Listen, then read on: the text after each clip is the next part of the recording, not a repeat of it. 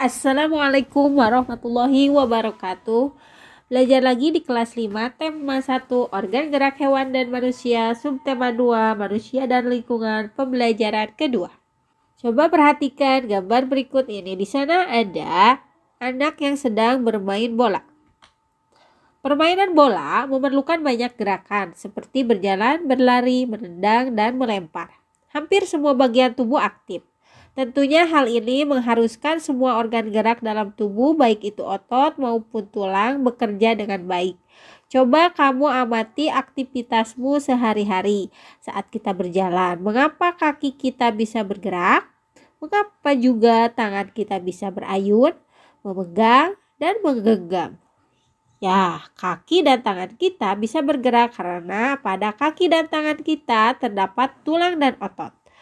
Tulang dan otot inilah yang bisa menggerakkan tangan dan kaki kita.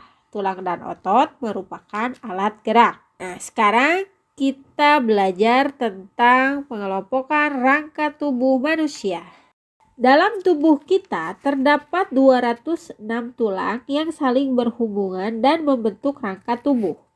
Mari kita mengenal lebih lanjut tentang rangka tubuh manusia. Rangka tubuh menopang tubuh sehingga kita bisa berdiri juga merupakan alat gerak tubuh. Tulang-tulang penyusun rangka dikelompokkan menjadi 3 bagian. Yang pertama, rangka kepala atau tengkorak. Yang kedua, rangka badan. Yang ketiga, rangka anggota gerak, yaitu rangka anggota gerak atas dan rangka anggota gerak bawah. Selanjutnya, kita akan mengenal tulang penyusun rangka kepala.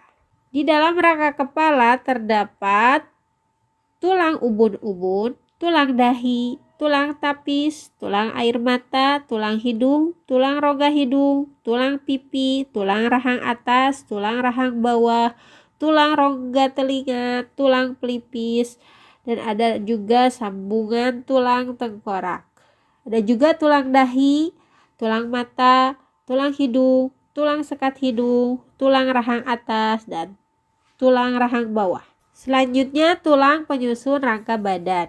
Ada tulang belakang. Tulang belakang terdiri dari 7 ruas tulang leher, 12 ruas tulang punggung, 5 ruas tulang punggung, 5 ruas tulang kelangkang, 4 ruas tulang ekor.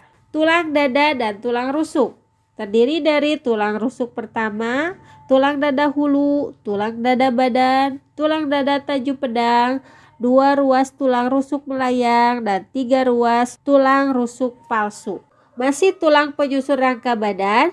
Tulang gelang bahu terdiri dari tulang selangka, tulang belikat, dan tulang lengan. Tulang gelang panggul terdiri dari tulang usus, tulang duduk, dan tulang kemaluan. Selanjutnya, tulang rangka anggota gerak. Rangka anggota gerak bawah yaitu kaki terdiri dari tulang paha, tulang tempurung lutut, tulang kering, tulang betis, tulang telapak kaki, tulang pergelangan kaki, dan tulang jari kaki.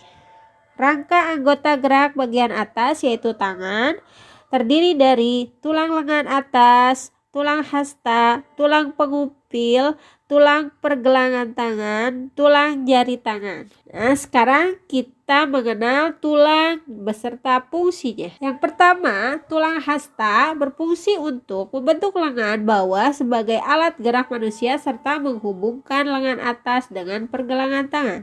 Tulang lengan atas berfungsi untuk menjadi penghubung antara gelang bahu dan tulang lengan bawah. Tulang pengumpil berfungsi untuk tulang yang menyusun lengan bagian bawah serta menghubungkan bagian siku dengan tangan di sisi ibu jari. Tulang pergelangan tangan menghubungkan antara tulang tangan dengan tulang lengan bawah. Tulang telapak tangan menghubungkan antara tulang-tulang jari dengan tulang pergelangan tangan.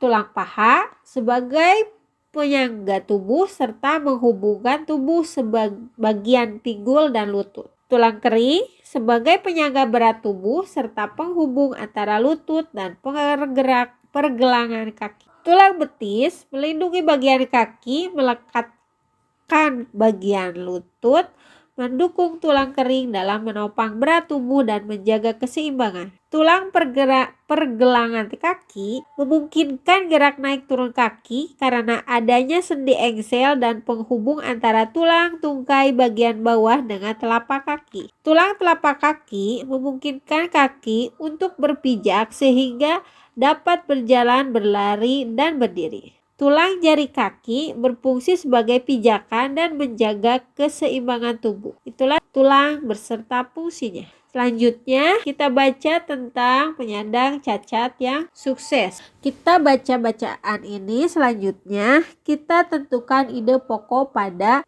setiap paragraf dari bacaan ini. Sidik lahir dengan kondisi yang memprihatinkan. Dia tak memiliki kedua kaki mulai dari pangkal paha.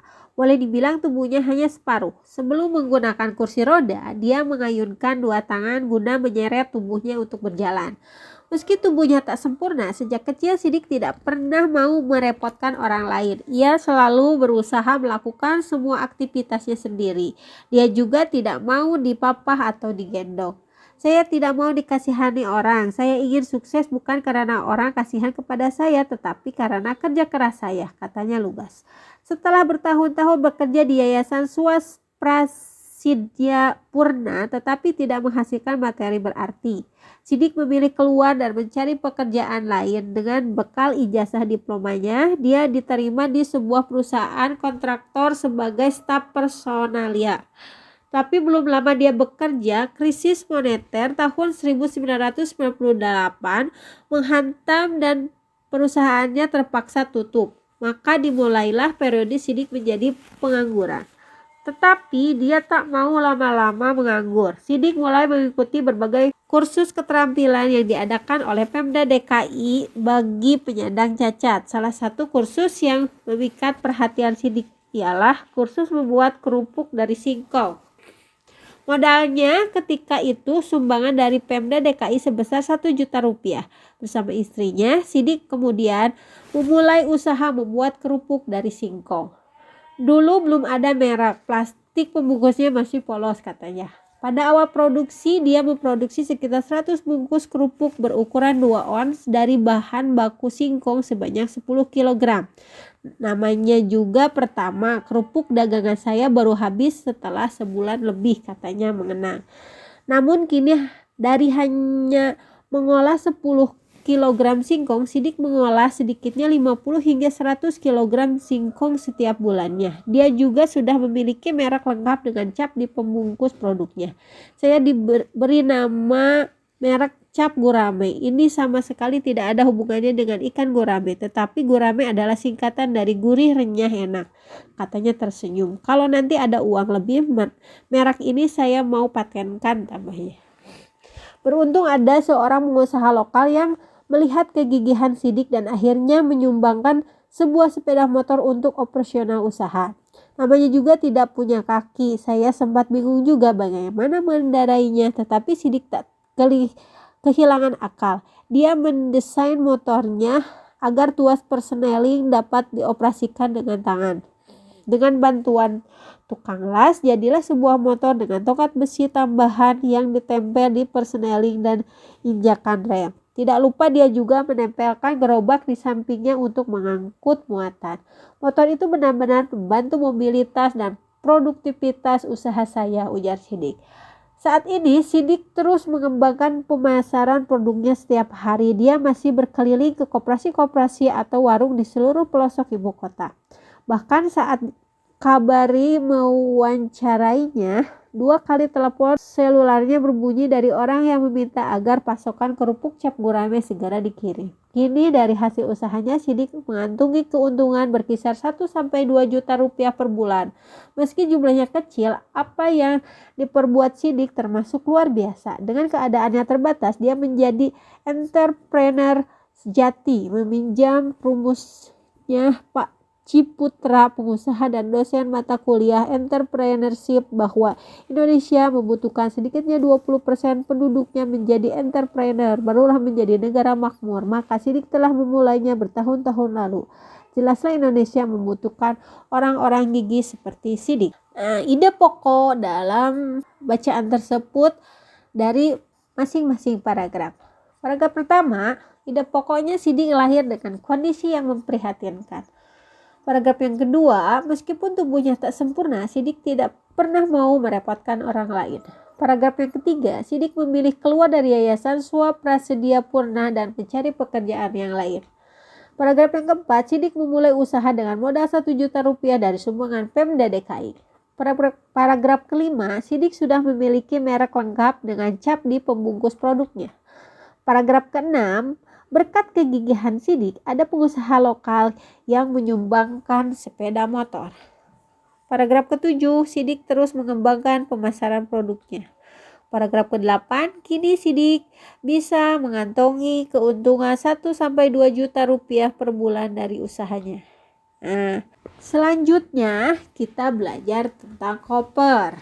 Dalam sebuah buku pasti ada sebuah koper. Koper atau sampul buku merupakan cermin dari keseluruhan isi buku. Koper atau sampul merupakan bagian terluar dari buku yang terdiri atas 2 sisi, yakni depan dan belakang. Kedua sisi ini saling mendukung dan melengkapi serta menguatkan isi dari buku.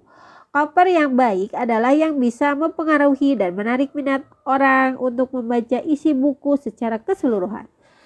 Sebuah koper harus memenuhi unsur-unsur berikut. Yang pertama, terdapat judul dengan pilihan jenis huruf yang menarik dan mencolok. Yang kedua, terdapat kalimat penjelas judul yang singkat dan mudah dipahami. Ketiga, terdapat nama penulis. Keempat, terdapat identitas penerbit. Kelima, menyertakan gambar yang menarik. Keenam, terdapat sinopsis isi buku pada sisi belakang. Yang ketujuh, terdapat identitas buku pada punggung buku. Sekian pembelajaran dari Ibu hari ini. Semoga bermanfaat. Wassalamualaikum warahmatullahi wabarakatuh.